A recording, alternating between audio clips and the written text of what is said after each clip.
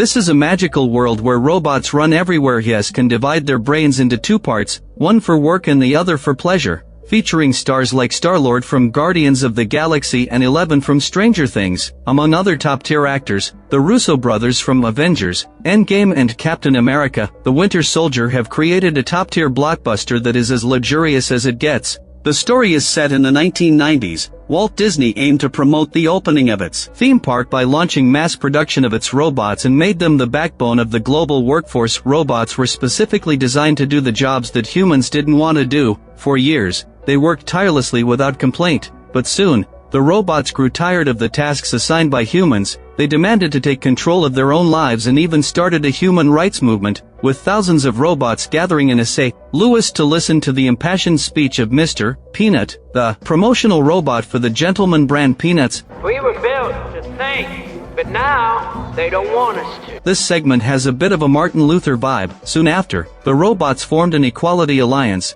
They staged violent protests in 5 cities across the U.S. The White House officially declared war on the robot population. Any American citizen harboring robots would face charges of treason. But robots do not need to sleep or rest. Humans fought desperately for 2 years but retreated for 2 years as well, until a man named Ethan Skate stepped in. Skate was the CEO of Centec. He developed a technology called the neural projector, which allowed human consciousness to connect with drone bodies. Humans could finally fight back against machines with mechanized firepower. The war ended in just a few weeks. Mr. Peanut and President Clinton signed the surrender treaty on the White House lawn. The drone army imprisoned 6,000 defeated robots in Sense Isolation Facility. It was a vast desert facility spanning 250,000 square kilometers. After the war, the civilian neural projector was officially released. It allowed your brain to be present in 2 places at once, enabling you to work on one side and play on the other. By 1994, this device was nearly common. No matter how bad real life was, you could put on the projector to escape for a while. However,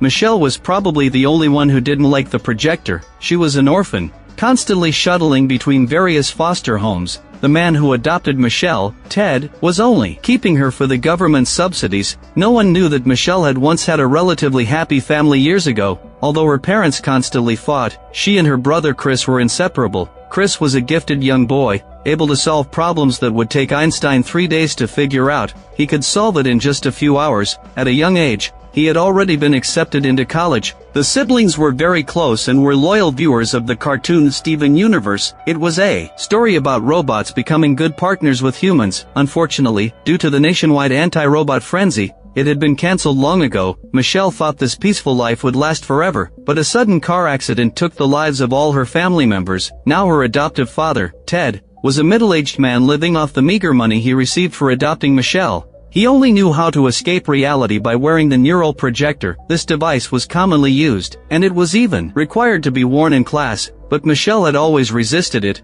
The teacher was aware of her family situation and tried to persuade Michelle to accept the projector. Neural therapy might ease some of her pain, allowing her to temporarily forget everything for a few hours. But Michelle didn't want to be numbed by illusions. She wanted to live in the real world. That night, Michelle woke up from a nightmare about the accident. She heard strange noises outside the house, then went over to check and found it was a robot. Her adoptive father, Ted, was sleeping heavily, and the phone was trapped under his heavy body. Michelle couldn't wake him up. She quickly jumped into the bedroom and hid under the bed. The robot entered and began to scan the surroundings. It quickly found her under the bed. Michelle took a closer look at the moment. Wasn't this the robot from Steven Universe? She raised a screwdriver and questioned its purpose. However, it was a low-level robot that could only repeat a few phrases it was programmed with at the factory. Its vocabulary was pitifully limited. It picked up a photo on the table, pointed to Chris, and then pointed to itself, as if suggesting it was Chris. Michelle found this ridiculous and tried to snatch the frame back.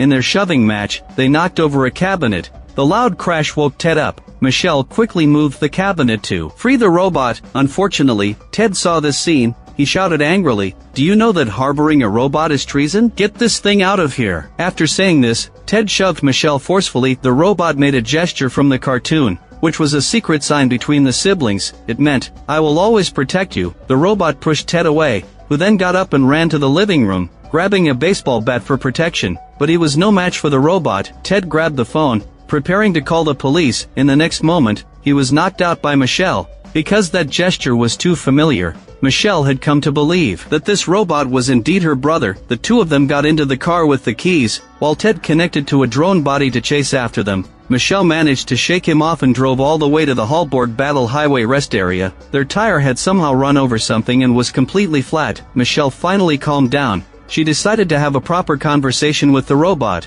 Although communication was somewhat difficult, there was still the great language of body gestures in the world. Michelle roughly understood that the robot was merely the consciousness vessel of her brother Chris. The real him was somewhere, urgently needing his sister's help. But how was Michelle supposed to find him? Chris pointed to the sign that said Sent, but Sent Tech was everywhere in the world. Michelle had no idea which one he was referring to. Michelle asked, "Is there anyone else who knows your location?" Chris made a gesture of someone wearing glasses. Then, he pulled out a can of Dr. Pepper from the car. Doctor is spelled the same way as doctor in English. This meant the doctor who wears glasses. Michelle immediately recalled that the day after the accident, a doctor wearing glasses came to inform her of her family's deaths. Since Chris claimed he wasn't dead, the doctor with glasses must be lying. Michelle unfolded the map and asked Chris to point out the doctor's location. To her surprise, he pointed to the center of the isolation zone. Ordinary people couldn't enter that area at all. Suddenly, Michelle remembered something. She opened Ted's trunk and found a second-hand package inside.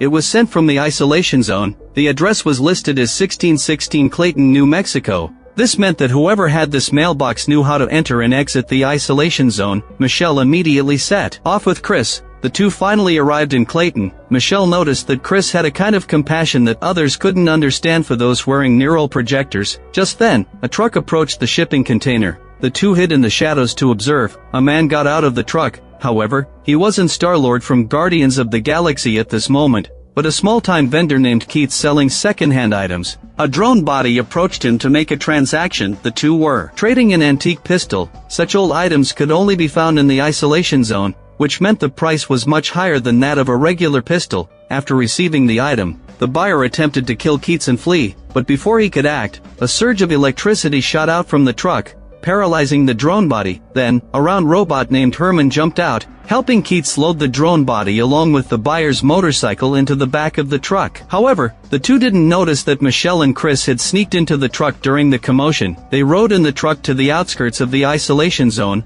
Once Keats and Herman arrived at the cargo hold, they began to unload. Man, either I'm getting older or these crates are getting heavier. Herman had no idea that two living people were hiding in the crate. Keats was about to open the fridge to eat. To his surprise, the cooling system had malfunctioned. He pulled out a burrito that was barely edible and was ready to heat it up, risking salmonella contamination, only to find the power cord had been pulled out. He guessed that Herman had unplugged it to charge himself. Just tell me that you took it, and I won't get mad. I took the cord. God, fuck America! Didn't we agree not to get mad? He muttered. Just as the man and the robot were arguing loudly, Michelle crawled out of the crate with Chris. There was a sensor on the nearby base toy. They were caught red-handed by Herman. Michelle explained that she was trying to get to the isolation zone, which was why she hitched a ride. Keats warned Michelle, "The isolation zone is not a tourist destination. If you go there, it's a dead end." Just then, there was a noise coming from the elevator. Keats quickly told the two robots to hide and asked Michelle to pretend to be his mute sister. Don't say a word when they come. The newcomer was the butcher from the robot shutdown task force. After Ted called the police, he had tracked his way here to destroy the robots. Keats was about to use the mute sister story to trick the task force. I want a lawyer. What? You can speak? At this moment, Herman quietly circled around to prepare for a surprise attack. The butcher noticed Keats's shifty eyes. He immediately grabbed Keats and used him as a shield, then fired several shots at the robots, causing chaos in the warehouse. Michelle grabbed a fire extinguisher and knocked the butcher's sidearm away. However, the butcher crushed the fire extinguisher in his hand. In a critical moment, Michelle turned off the voice-activated lights, plunging the entire warehouse into darkness. Keats seized the opportunity to shoot at the butcher, but the metal shell had extremely high defense. The butcher grabbed Keats's wrist and twisted the gun's barrel. That was a revolver worth over $20,000. Keats felt his heart bleed, just as he was about to be choked to death by the butcher. Michelle hurriedly stepped in to stop it. The butcher said that he wouldn't harm humans. He was just following orders to recycle robots. While the butcher was distracted, Herman pressed a switch. A huge mechanical hand suddenly dropped down, crushing the butcher underneath. Michelle and the others quickly jumped onto the cargo truck. Keats pulled out a large bunch of keys. He had no idea which one would start the vehicle. Herman and Michelle were both at a loss for words. Fortunately, Keats managed to find the right key and jumped onto the cargo truck and cheered loudly. But his joy lasted only 3 seconds before the butcher knocked him over. At the critical moment, Herman ran out and knocked the butcher's gun away. Cliff also rushed forward to help. Together, they dragged the butcher to the side of the roadway. Michelle drove the work truck straight at them. The entire warehouse shook violently. They rushed into the isolation zone, but the only entrance was blocked by rubble. As Keats was in distress, strange noises came from nearby. He pulled everyone to hide in the shadows. A scavenger robot came running. It tore apart an old robot with its bare hands. Keats introduced this type of scavenger, which survived by adding parts from other robots. Now, the isolation zone was surrounded by high walls. Keats had no idea how to get out. Fortunately, he had a makeshift warehouse here. Inside was Herman's HPM component system. It was a construction-type robot designed with a body suitable for every kind of job. Michelle noticed Keats seemed ready to abandon her and leave. She quickly said, "I'm here to find a doctor with glasses. Since he has a way to get in, he must also have a way to get out. You see, I have a plan, and you have a means of transport. Why don't we work together for a win-win situation?" Hearing this, Keats made a concession. He had Herman carry the broken bus and lead everyone forward on the way. Michelle was curious. She asked why Keats was involved with robots. After all, the ban was strict. If caught, it would mean treason. Keats explained that they had met during the war. At that time, robots had surrounded their entire platoon. His leg had almost been broken in two, unexpectedly. In that critical moment, Herman saved him. A few days later, Scent's drone squad discovered them. Keats explained that this robot was a good guy and not to shoot, but the drone squad chose to open fire anyway and also wanted to kill Keats, the traitor, as well. They had no choice but to run away. Since then, they had been inseparable. Skate was having a conversation with his long-deceased mother in the illusion created by the neural projector. He was infatuated with this illusory warmth. Unexpectedly, the system suddenly malfunctioned. The data transfer rate dropped sharply. Skate called in 2 researchers to ask what was happening. He wanted to know what was wrong with the system. One researcher timidly said, "Chris is missing." It turned out that the entire Scent neural data network operation relied on Chris's genius brain. Although the boy's body was still confined in their lab, Chris's consciousness had escaped from the unencrypted nodes of the data matrix. The researcher pointed out that when this algorithm was established, someone had deliberately left this loophole. If the data rate of the neural projector continued to decline, the Scent system would completely collapse within the week. Everything Skate owned would vanish into thin air. He immediately contacted the butcher online and declared, "The robot you are chasing is property of Scent. I hope you can return him." The butcher retorted, asking why Scent didn't take action themselves. "After all, you have plenty of resources and means." Skate explained that the peace treaty specified humans weren't allowed to enter the isolation zone, unless there was evidence that the treaty had been violated, so Scent could not act openly. The butcher was already dedicated to capturing robots, so it didn't matter to him who he handed the captives to, so he agreed to Skate's request. His drone body then powered back on. Michelle and the others discovered an abandoned commercial area. It seemed that it hadn't been looted by scavengers yet. There were supplies, shelter, and a defensible perimeter. It was a decent hiding place. Keats also spotted a food court, but he didn't know if there was any food to eat inside. He began listing the things he wanted to eat like a menu. He noticed a robot ahead throwing a huge refrigerator at them. Herman quickly tried to carry the bus and escape, but in the next second, he was hit in the knee joint by the cabinet. Herman fell over, and the bus was tossed out as well. Ladies and gentlemen, your capture. This strange magic robot pushed them toward the commercial area. Herman's large mecha was also taken away by a towing vehicle. When the group reached the entrance, the magic robot insisted on showing off a trick. He recited a long string of incantations to open the door. Unfortunately, the lackey responsible for helping was very slow, which made him look even more like a clown. Michelle and Keats entered the mall, utterly confused. Inside lived all sorts of robots. There were taco robots that could play the piano and a bootleg Hello Kitty peeking through the window. The magician led them to a yellow peanut-shaped vehicle. He respectfully invited the leader of the robot community out. Yes, it was Mr. Peanut, who had signed the agreement with the president. He first apologized for his lackeys throwing the refrigerator. Because the mall needed to be vigilant against scavengers, they had to attack unfamiliar outsiders. He then introduced the community called Blue Sky Farm. It was a safe oasis in a merciless desert, the birthplace of a new mechanized civilization. In Blue Sky Farm, robots could transcend the work tasks set for them by humans and find their true selves, but now,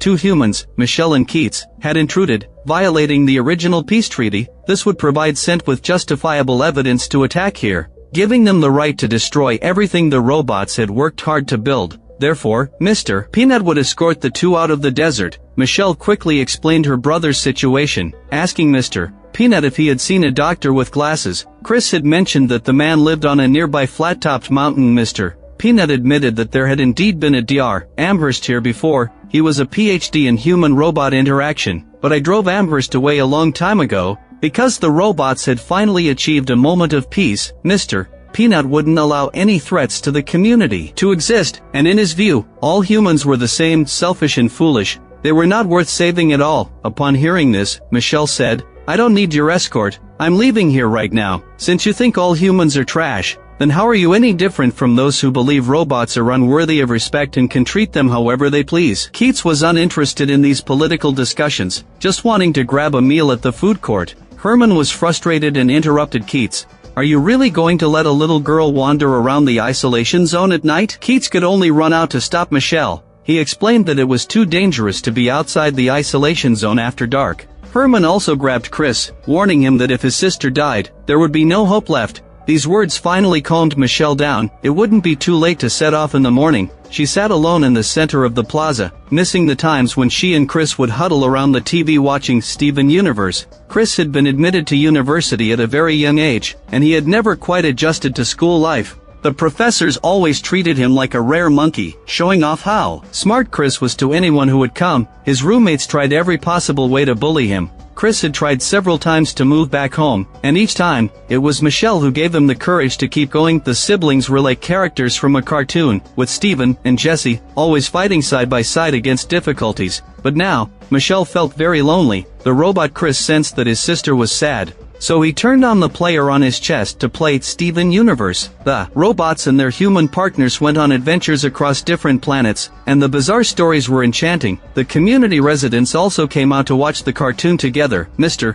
Peanut watched this scene thoughtfully. Late at night, the post office's designed robot lady appeared. She handed Chris a postcard, saying it was left by Dr. Amherst. The content on the postcard was very simple. "Chris, if you see this, come find me at 2201 Peak Road." Michelle asked the post lady how to get to that place. The post lady was too afraid to tell her. Just then, Mr. Peanut appeared. He had no intention of blaming the post lady. Although the peace treaty said that humans couldn't stay, it didn't mean he couldn't help the two leave. Mr. Peanut was willing to take Michelle to find Amherst. However, to fend off scavenger attacks, he suggested that Michelle were a pitching robot. Mighty's pitching and swinging could knock the scavengers down in a panic. The next morning, everyone set off in Mr. Peanut's vehicle. The butcher was tracking them not far behind. The Mr. Peanut vehicle didn't arrive at the address written on the postcard until dark. To their surprise, it turned out to be an amusement park, and it didn't look like anyone lived there. The post lady said, "I know 6 addresses across the continental US. I would never mistake a place." Michelle climbed to a higher point to look around.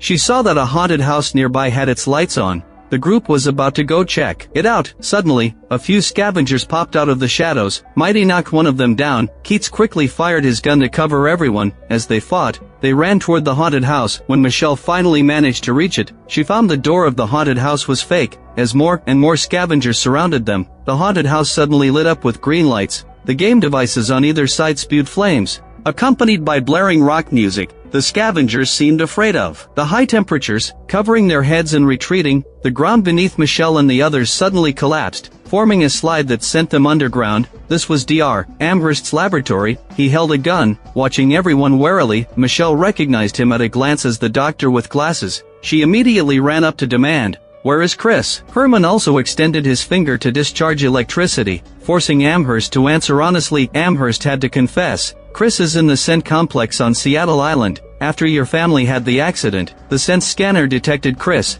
triggering an alert to us. That boy has a particularly special brain that can help us end the war and save more lives." Michelle was furious upon hearing this. "What have you done to Chris?" Amherst knew he couldn't explain everything at once, so he activated his modified robot. Everything he knew, this robot also knew. Amherst accessed Archive 17-9. From the contents of this footage, it was evident that Chris had remained in a coma after the accident.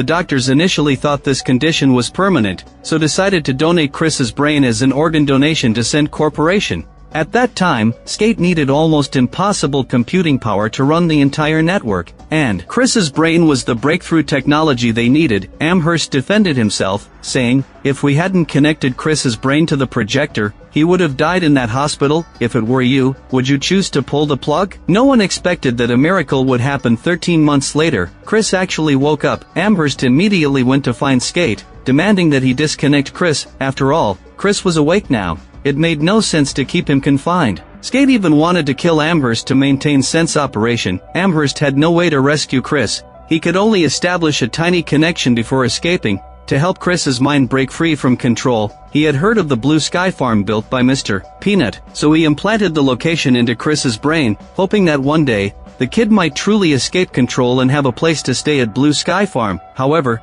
the whole thing was too cruel for the completely unaware Michelle. Keats couldn't stand it and punched Amherst. The post lady cried out in shock, saying the butcher from the previous task force was closing in. Mr. Peanut told the others to go ahead. He would stay behind to deal with the butcher. To be precise, the two were old acquaintances. They had crossed paths during the war. Mr. Peanut was no match for the butcher, and his gentleman's hat was ripped off by the opponent. The butcher announced, "You have violated the peace treaty. The metal shells of the mall will also receive their due lesson." At this moment, Blue Sky Farm was surrounded by a drone squad. Just as Keats and the others ran out, they heard a buzzing sound overhead. Cent's drone surged in all at once. Mighty spat out a bunch of balls to knock them down. The post lady also transformed into combat mode, pulling out the circuit board from a drone. Keats was startled by this brutal scene. What is the U.S. Postal Service designing this for? To kill every thief of mail? Meanwhile, Michelle was hiding with Chris. The two of them hid in the shadows, launching a surprise attack on the drones. Amherst shouted for them to leave the area.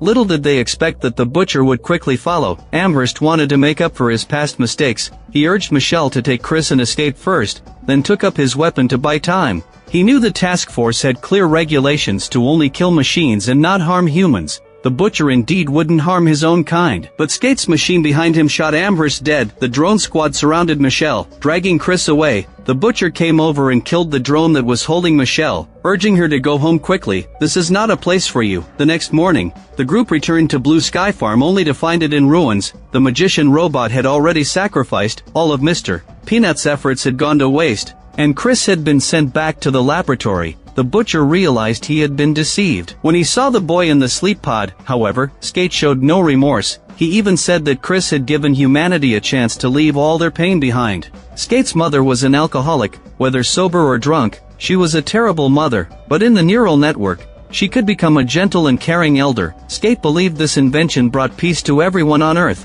and he thought that when pushing a species forward, sacrifices were inevitable. Skate ordered the researchers to reload Chris's consciousness into the network system. This time, make sure to lock the door tightly. Michelle didn't know how to rescue her brother. Fortunately, Keats was willing to help her come up with a plan.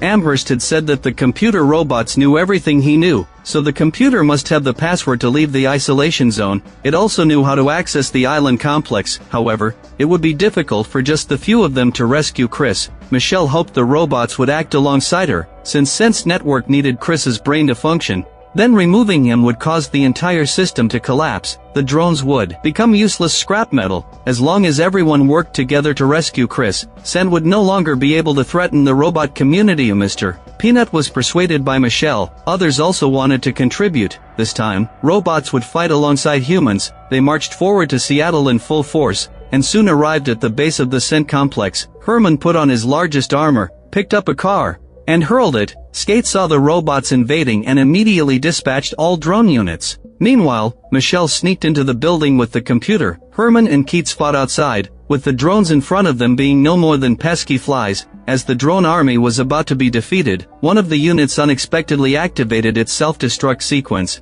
blowing the massive Herman mecha to the ground. Keats was violently thrown to the ground. Fortunately, Herman's armor was layered like a Russian nesting doll, with each layer exploding away. Immediately, other robots rushed in to provide support. They united to fight for their freedom, releasing the pent-up anger that had long been building. Seeing the situation bad, Skate hurried to the weapons development room. Meanwhile, Michelle and the computer sneaked into the laboratory. Chris's physical body was asleep in the stasis pod. To connect with him, she had to wear the neural projector. This was the first time Michelle wore the device. To save her brother, the scene before her continuously reconstructed, and it turned out to be the house they used to live in. Chris was sitting on the sofa, and he looked particularly surprised to see his sister enter. Michelle wanted to take her brother and leave quickly, but Chris said, "My physical body is symbiotically connected to scent. Without me, scent will die, and if I detach from scent, I will also die." Chris hoped his sister would shut down the life support system. He should have pulled the plug after the accident. Living now would only cause more people to become lost. Michelle was shocked to hear this. How could she bear to kill her brother with her own hands? Skate took out the most advanced drone unit and connected it to his brain. As soon as he appeared, he destroyed tacos with an explosion. The giant bootleg Hello Kitty was also blasted down by Skate. The robots couldn't withstand such advanced technology at all. In a critical moment, the butcher walked up to Mr. Peanut, but this time he chose to lay down his weapon and told Mr. Peanut that Skate's true body was in the weapons development department on the 4th floor. The reason the butcher helped Mr. Peanut was that he thought Skate was even more cold-blooded than the robots. He removed the projector and chose to log out, saying never to use this system again. At this moment, Skate's drone was still attacking wildly. Herman's second layer of mecha armor was breached, just as Skate was about to strike Keats. Herman rushed forward to protect him. The next second, Skate learned that someone had invaded the building. He quickly removed his helmet to log out. However, when he turned around, he saw Mr. Peanut. The latter wanted to discuss the treaty again. Herman didn't realize that the drones had already gone offline. Still desperately swinging his fists, Keats rushed over to pull him back, only to find Herman had been hit in the chest. The robot weakly said, "I might need to enter power-saving mode." After saying this, he lost all response. Keats's heart shattered. The robot war fell into another deadlock. The computer urged Michelle to make a decision quickly. Chris also told his sister, "No matter what, I will always be with you." Michelle removed the helmet, determined to shut down her brother's life support system. She held the mechanical hand and gently touched Chris's heart, making the final farewell, just as Keats was about to close his eyes and accept death. The drones suddenly all went offline. Upon seeing this, Mr. Peanut realized they had won. Keats was sadly unable to share the joy with Herman when Herman suddenly popped out of his helmet. To his surprise, he had a figurine-sized form. Keats was overjoyed and took Herman to find Michelle. They found her slumped beside her brother's dead body. With the sense system collapsing,